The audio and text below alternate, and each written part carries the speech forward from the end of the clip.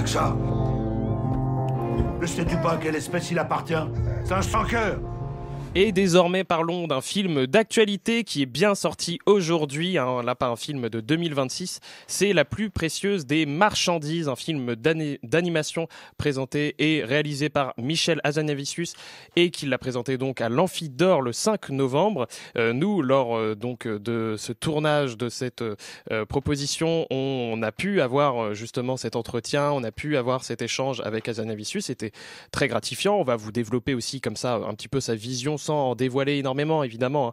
Mais évidemment aussi, on va dévoiler quelques petits points de l'intrigue. Donc, si jamais c'est une œuvre poétique et poignante, inspirée du conte de Jean-Claude Grunberg, donc ce film suscite un fort intérêt grâce à son sujet délicat et son approche émotive autour de la Seconde Guerre mondiale et dans les pays de l'Est. Donc, comme c'est un conte, il était une fois pauvres bûcherons et pauvres bûcheronnes, ayant perdu leur enfant, le dieu du train leur octroie une marchandise, et pas n'importe laquelle, la plus précieuse des marchandises, un bébé.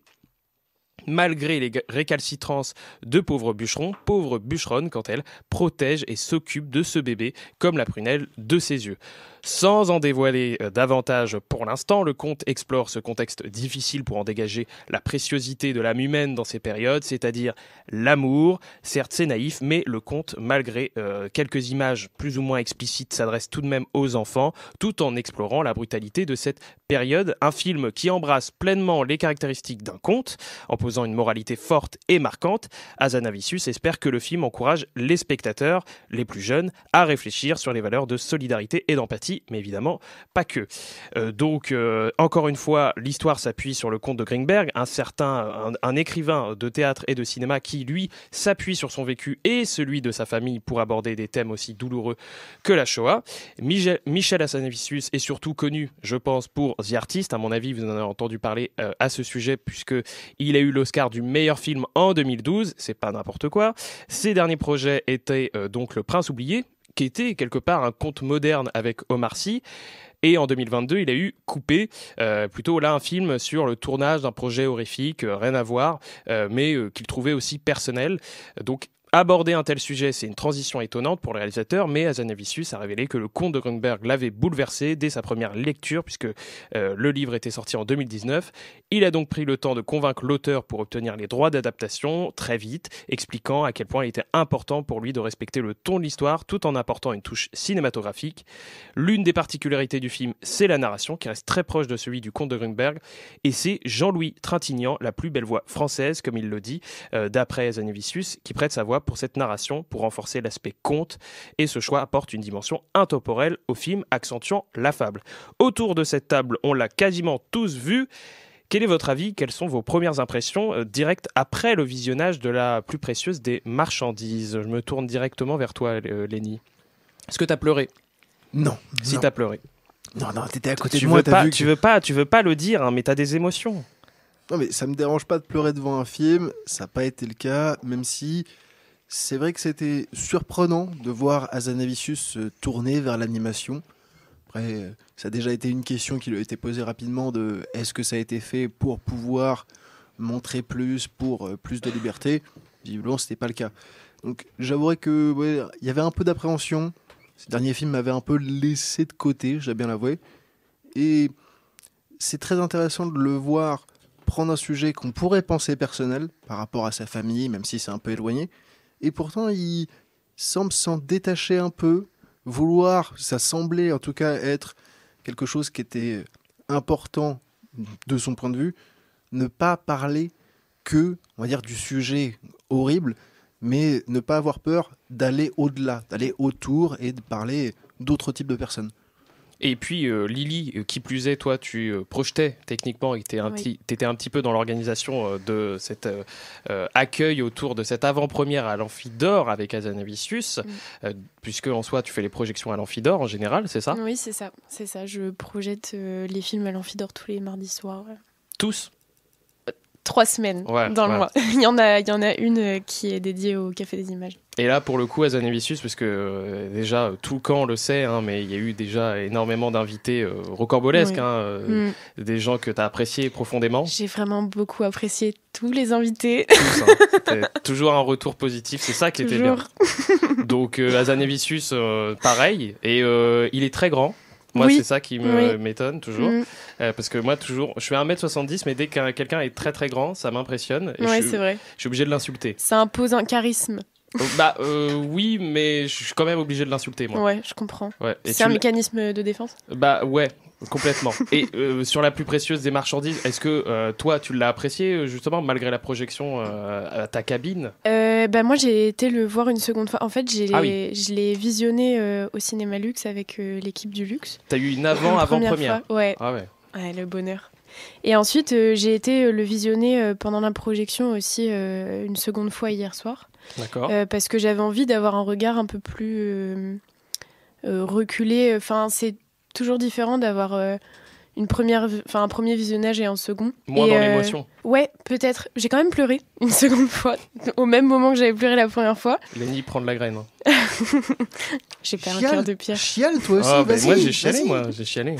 Mais ouais, j'avais plus de recul sur le film. Et du coup, j'ai un avis différent de la première fois. D'accord. La première fois, j'étais vraiment dans l'émotion tout le temps.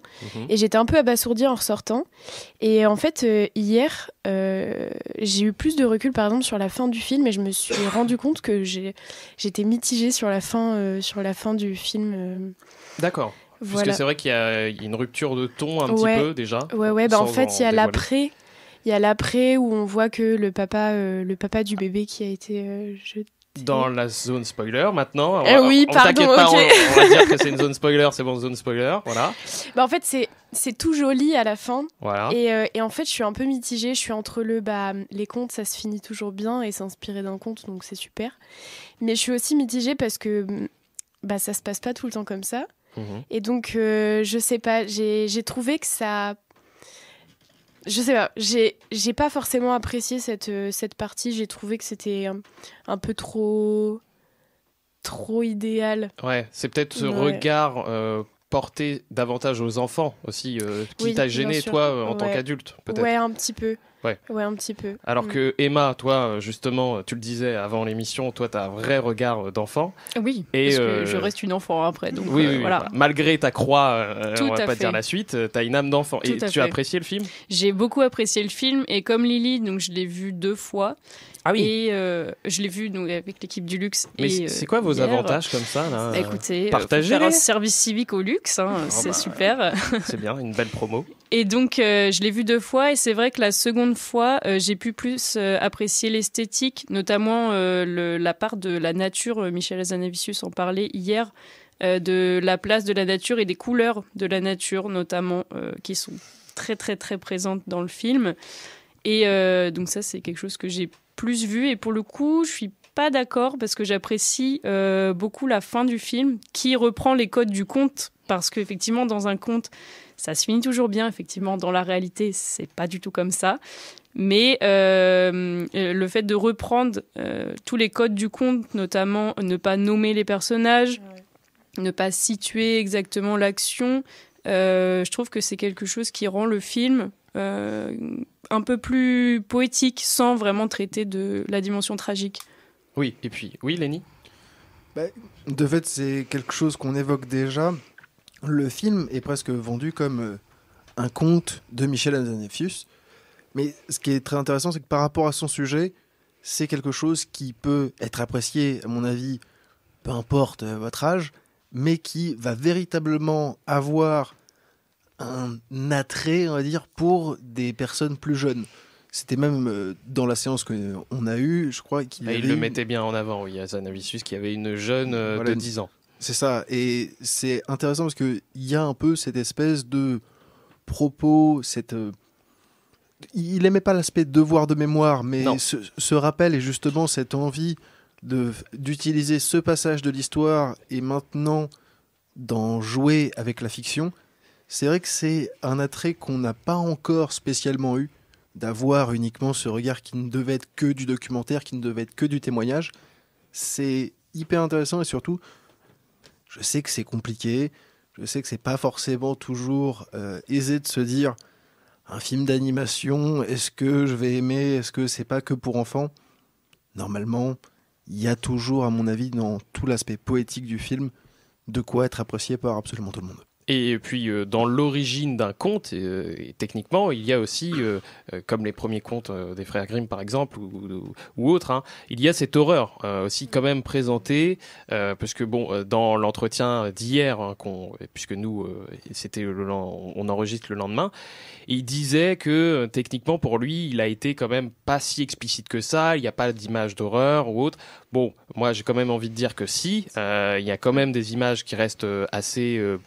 forte, puisque bon, sans spoiler, voilà, il y a quand même de l'horreur en plein milieu, même si ça se finit bien. Le film, au vu de la période, comme on l'a dit, ça reste difficile. Donc, ça reste quand même assez intéressant, cette vision qui reste, comme on l'a dit, universelle. Et ça, pour le coup, il l'a bien réussi, je trouve. Je sais plus si c'est toi, Emma, qui l'expliquait, mais il donne pas de nom. Tout à fait, ouais. Il dit pas, par exemple, les juifs ne sont pas nommés juifs, les nazis ne sont pas nommés nazis, et ça donne une toute autre consistance. Oui, et puis même le fait de pas donner de prénom au personnage, l'enfant, donc qui est la petite marchandise, reste nommée pendant tout le film petite marchandise.